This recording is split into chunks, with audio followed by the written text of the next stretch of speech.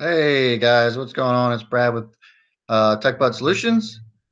Um, I sure hope you heard me. It said I was live, but anyway, I'll start over. What's going on, guys? This is Brad with Techbuds-Solutions, and I talk about everything OTC related. If you're not aware of what OTCs are, I got plenty of videos on, what they are, how to trade them, how to make money off of them. Um, but basically they're stocks that are over the counter. That's the short term for it, and they're stocks that aren't traded on the major markets of Nasdaq, S&P 500, and Dow Jones. So if you're new tonight, I appreciate you joining me and learning about how to. Our main topic tonight is going to be how to manage risk when it comes to trading OTCs. And one of the biggest things that I like to do when it comes to trading OTCs and minimizing my risk is trying to find the bottom of any particular stock.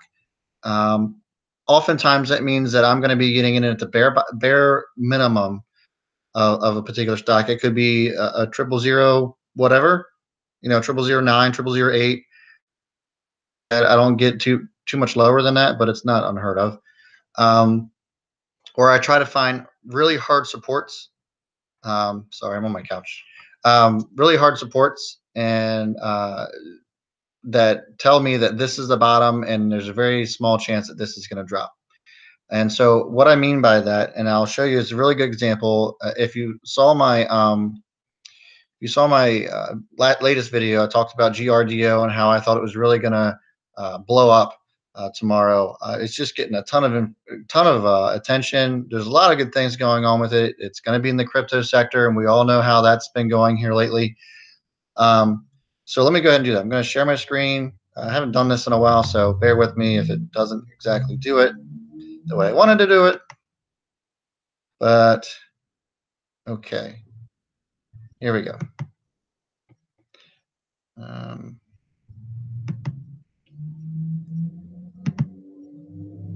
all right. So I wanted to show you. Oh, log back in here.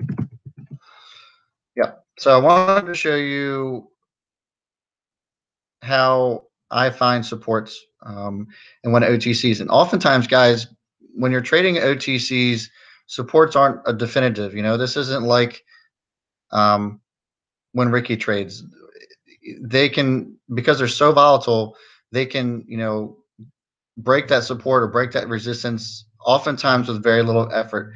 But GRDO has been one of those stocks that it's almost as if it's a no brainer. And what I mean by that, I touched on this a little bit in my last video, but you can find definitive supports, especially in the last day that this traded. When it traded on Friday, you could find it trading here at 24 here. This is the support here at 24. This is another support here.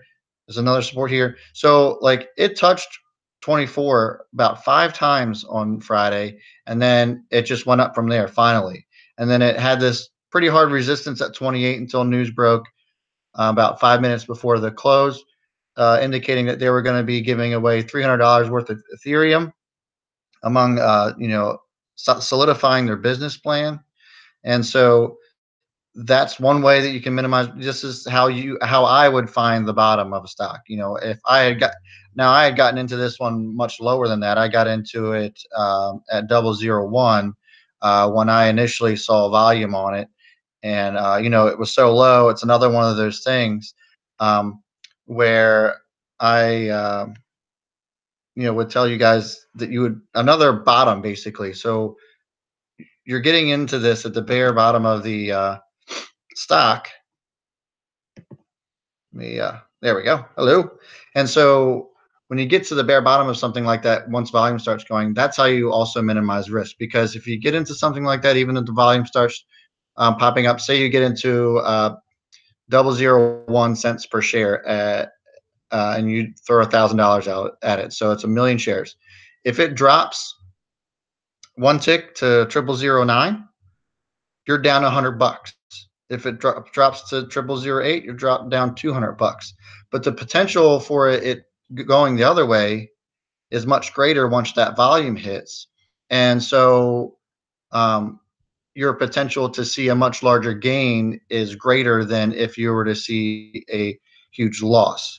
I hope that you understand what I'm saying by that. So if you're buying something at a much higher price, say for example, if you bought it at 0.005 or even at a penny, for loss is much greater because it could go, because of the volatility of these stocks, it could drop to half a penny with very little effort. Whereas sometimes when it's in, that low at 0.001 or 0.009, 0.008, for it to drop 50%, um, and you can get out of it quicker that way because oftentimes the float's much higher with those 0.000 stocks and that sort of thing. So, and as a stock's being bought up, the float decreases. It gets thinner, starts to thin out. It starts to move a lot faster. Um, Whereas if you get something when it's that low, that's how you minimize that risk. Another way to minimize risk, especially when, and again, this is all stuff that I've just found out. This isn't like, oh, this is what you have to do. Like all these other guys that have been on here for a long time. This is trying to tell you that this is the only way to do it. I mean, this just works for me. It might not work for you. You just have to try it out and see. But the other thing that I do when I'm trying to minimize risk on in OTCs is diversification. I know a lot of people like to preach that, and it sounds pretty cliche, especially when it comes to like mutual funds and all that stuff when you're doing long-term trading. But believe me, down here it matters too because there's so many times where you think a particular stock in the OTC is going to go one way and it doesn't. And so I always like to preach having, maybe five, six, I've even had up to 10 positions at any one given time. Obviously you have to build your portfolio up to get up to that point. I started off with $1,000 and grew from there. Um, so it's not impossible. And so you basically you get into one, you take a couple of positions that you see value in, that you see potential in, right? And say one doesn't work out but the other one does, or two of them do, and so that for that one that doesn't work out, the other two do, and so that's how you kind of cancel it out and then some. So, and that's the beauty of getting into our Discord chat group and networking the way that we do, because um, it allows us to be able to converse with each other, find certain tickers that might be going off that you wouldn't normally see, so you can observe it for yourself and see, hey, I see potential in this. I'm going to jump in it and I'm going to see what happens. That's the thing. Like when you're getting into something this small, you don't have to wager a whole lot of money, even if you incur a loss, because $1,000, at where I'm at right now, $1,000 isn't a whole lot of money to lose on if I'm only buying something at 0.001 cents per share. But the same can be said if you buy something at 0.005 cents per share. If you try buy, a stock at 0.005 cents per share, that's $500 will get you a million shares. That's really not a whole lot of money when you're in the grand scheme of things, right? So that's kind of where what I'm getting at when it comes to that. I hope it makes sense. I'm not trying to ramble too much, but I just wanted to kind of touch on that a little bit on how I identify the bottom of a particular stock, because that's my basic strategies. What we call in the OTC world is a bottom feeder. So I look at those stocks that I see potential in that have reached the ultimate bottom. Maybe the dilution's about over on it and it's been diluted all the way down to triple zeros. I get into something like that and watch it run back up from all the way down there.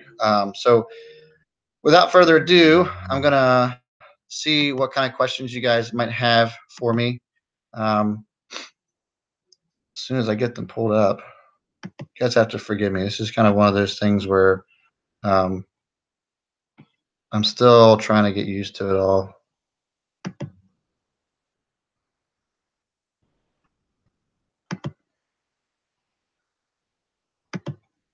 So anyway, while I'm getting this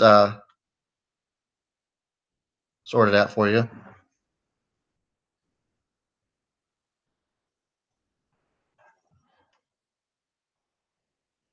hold on one moment for me. I wanted to talk to you guys about GRDO and some of the potential that I see in it right now. It's pretty awesome. I mean, the potential that we've seen, and I think that the CEO has been doing it the right way um, when it comes to uh, breaking the news when it should be broken. He's been really strategic about that, and I just think that the way that he's been presenting it and the whole Ethereum giveaway, I mean, that was huge. And let me go ahead and show you that as well. Um, I actually have it pulled up. This is something that I haven't seen as um, active over a weekend in a while. I mean, especially like when it comes to the other chat groups that I'm involved in. And I'll go ahead and share that. Let me share that with you.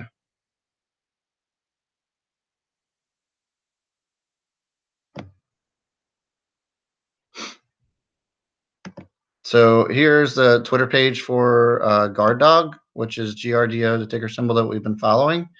Um, they released their business plan as of Friday. They're getting into a lot of mining and that sort of thing. And I'll tell you right now that I am not the best person to talk about when it comes to crypto stuff. But I can tell you that in the OTC world, anybody mentions the word crypto and it's going off like crazy. What I can tell you, things that we look for in OTCs, is it generating revenue? Is it creating value?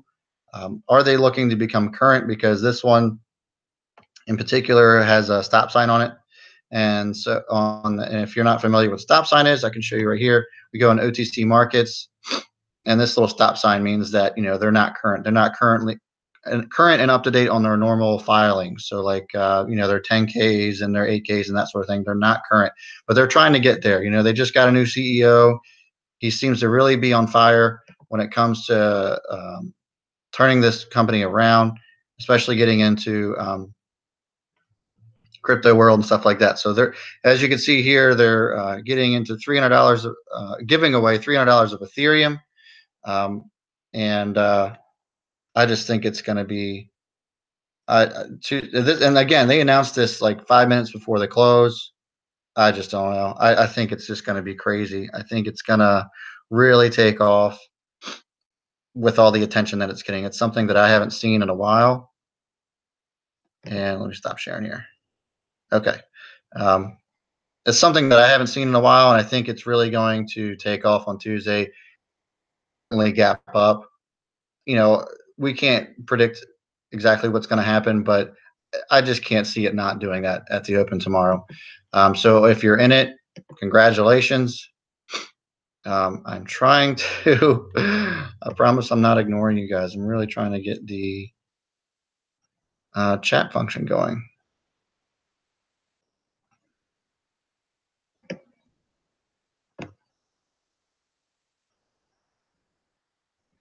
Bear with me here. I know I hate dead air too, but I'm really something that I'm still working on, and I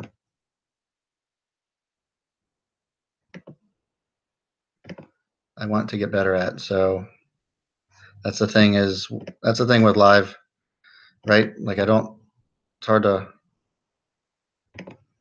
know what you're doing until you actually do it, and you only really know what you're doing until it gets live. Okay, there we go. So I do have some questions here. Um, Finally was able to get it pulled up for you guys. So let's see here. Somebody said that they're fashionably late. Tanner says that the CEO for Giardo is a marketing master. Yeah, I think so too. I don't know of anybody right now currently getting into the crypto industry that is giving away anything such as Bitcoin or anything like that. Like, I think it's really a smart move on his part, and it's just something that it's going to gain attention. They got 400 followers since creating their Twitter account just a week ago. I looked on Facebook; they have like 50,000 followers on Facebook. So it's another thing. Like, when you're in the OTC and you're in a small company like that, volume and attention to it is everything. And so this thing has a lot of attention on it, a lot more than I've seen in a long time. So I think that that's going to bode well for um, for GRDO. Uh, Somebody said, let's all pound the like button while we wait. Yes, like this video. Guys, the only way that I'm going to be able to continue on with this kind of stuff is if you like and watch my videos. This is something that I'm really having a lot of fun with, and I really want to continue to do this. I'm hoping to maybe continue to do this as a full-time job. I would love to be able to interact with you guys all the time. As you all know, when you have a full-time job, or I'm getting ready to start my last semester in college. I went back to school, and so I'm in my last semester there, and so I want to be able to make this my job, make this my career, trading and YouTube and helping others learn like I have, and it's something that I really feel like I'm just passionate about, and I think I could really make a difference. And so I can't do that without you guys. So that was my little spiel there. But anyway, let's get back to the questions. Is there a Twitter account related to OTC you would suggest following? There isn't. So Spencer was asking that. There isn't a Twitter account, I don't think, related to OTC that I'm aware of.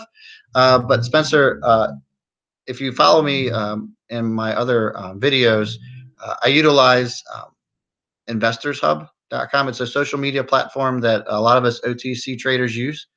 I will say that there's something in the works. I can't go into too much information, but that myself and other Techbuds-Solution partners are working towards creating a social media platform for ourselves and hopefully attract others to use it as well, because I just feel like Investors Hub as a whole is obsolete. There's a lot of outdated stuff going on with it. It's blown up with ads. The app crashes all the time. So I feel like somebody can do something better, and I think that somebody is us. So stay tuned and look forward to that. Do you expect GRDO to gap pre-market? How would you play that if you're currently did not have a position? So good question, Jake. I would try to find some kind of support. And if it drops down to that support, like I said, I was pointing out at 24, what seemed to be a pretty strong support. I think at this point, 28 might be a really strong support based on, it breaking past that 28 resistance. Again, I'm not much of a technical trader because it's really hard to be one down here, but there is something to be said to having some technical analysis knowledge. So I think 28, if it gaps up, 28 might be the magic number. But with all that's been going on, with all the noise that's been going on over the last 3 days, it's hard to say what it's actually going to do. But I think 28 might be a magic number to watch out for, especially if the that gap decides it wants to get filled. IFXY, I'm not sure. That's one I've seen floating around, but that's not one that I've actually been looking at in particular. I know it's been looking really good, and it's just again, based on my style of trading, when I say that I'm a bottom feeder, I get into something that's much at the bottom, and so that's something that once it takes off, I don't even look at it anymore because it's just something that it's too high. Like I'm not looking to get into something like that. There's very few exceptions that I'll do that for. That's why it's not sure it's something that I might get into. But if you see potential, go for it.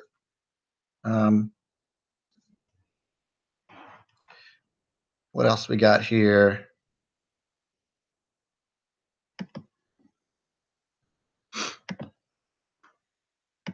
Anybody else got questions here? Stop hitting my buy button.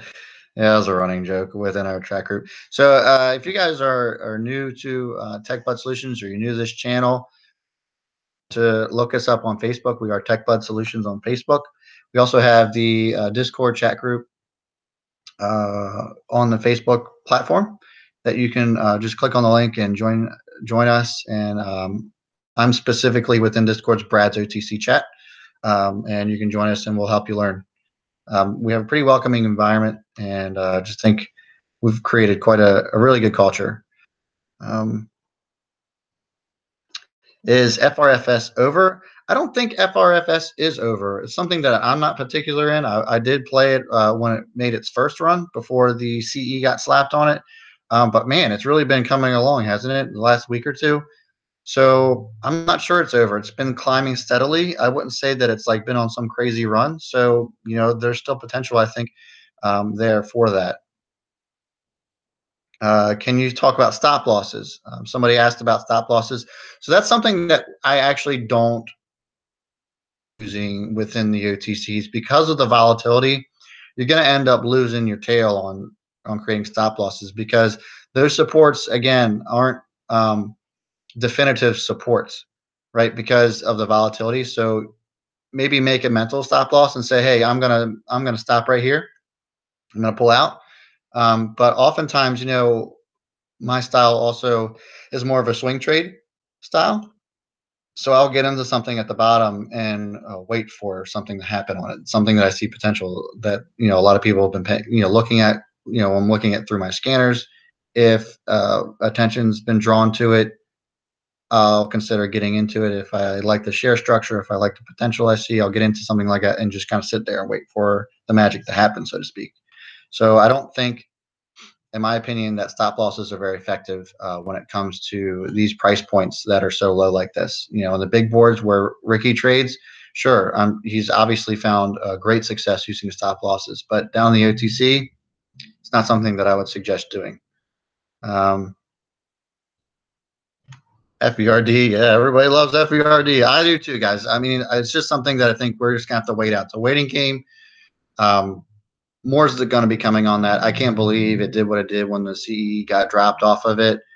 Uh, there's something manipulating it, and I'm not sure what, but I like the potential there. I'm still pretty heavily invested in that, and we're just going to see what happens. I think February is going to be a good year or a good month for FVRD. Um, on the couch. You know what? This is my office. Whatever. Deal with it. Are you going to open an OTC Tech Buds warehouse? I don't know. I don't know what that means. A warehouse? That's kind of weird. Maybe a building, an office building. I don't know, where we all can just trade in person. That'd be fun. Um, do I think that GRDO will go up exponentially higher once they are current in their filings? It's possible. I've seen that happen a lot of times when someone finally goes current, the stop sign gets dropped off. Typically you do see a decent sized bump when something like that happens. Did you trade big board stocks before the OTC? I did not. My mentor, as you guys might know, within the chat group or within some of the videos that I've kind of featured him in, he uh, has always traded OTC stocks, and he's kind of like who got me started in the trading in the first place. And so I've always just traded OTCs because he's always traded OTCs. So that's kind of like the backstory when it comes to that. Yeah, I think I've seen some people saying that they're down 17 to 20% or whatever in a particular position. And that's another thing I kind of want you guys to understand too when it comes to trading OTCs is that seeing a price difference or price fluctuation of 20 to 30% is nothing here. You know, that's the volatility that you deal with in OTCs. Oftentimes when I see red like that, I'm just going to wait it out. We call we have a running joke within the chat. It's called stones. You see a 10, 20, 30% drop in a particular stock, you just gotta have the stones to stick into it and wait it out because the volatility that's down here, it's the chances of it coming back up and you can either break even and get out of it if you don't like it are pretty great. So just hang in there. If you're down on a particular stock, FBRD is a good example of that. A lot of us are down in it. I'm still above water on it, but it's just a waiting game at this point. I think if you still see the potential in it and you still think that it's going to be something great further down the road, I would just suggest staying in it. Why take the loss if you don't have to? I always tell people that if you're trading in the market in anything, make sure you're using it money. It's money that you don't specifically need. You're using it to invest into the future, and not you're not throwing your grocery money at it. That's not good sense. That's not good. Doesn't make good financial sense at any rate. So you know, make sure that you're trading with money that you don't necessarily need. Um, a